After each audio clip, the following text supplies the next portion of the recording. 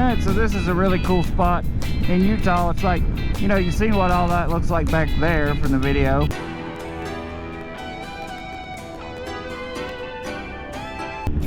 But then you come up over this little hill and you notice the rocks change from red to white. Just like poof, they just change. And then when you pop over this hill, everything is different. It doesn't look like where it's a wholly different place. I think that is so wild that it does that. It's one of the only places I've ever seen it does that. Everything's red on the other side of that hill. You pop up that hill, everything is white and just different altogether. That's amazing.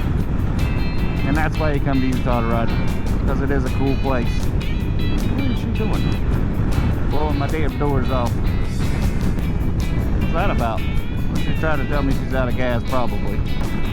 I'm not sure what Miss MotoTales is doing right now. She won't let me pass her back. I tried to sneak up there to see if maybe she was running out of gas, but she just keeps wanting to go real fast. We're kind of running off and leaving everybody, so I'm just going to let her go, and she's going to go and not pay any attention to what she's doing. I do think it's important as the leader to not ride like a maniac and outrun all of your...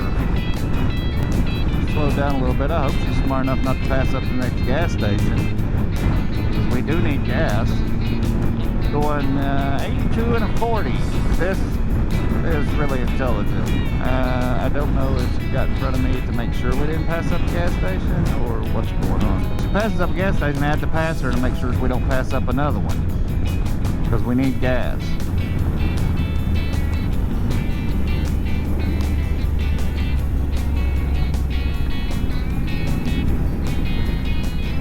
So, since my cardo clamped out, I have to revert to hand signals, which is what I was just doing, telling her that we need to stop for gas. So to all you small business owners out there with tiny gas stations and such in the middle of nowhere, put a big fucking sign up that says open, and people will stop there more often instead of going a quarter mile down the road to the Sinclair that is obviously open.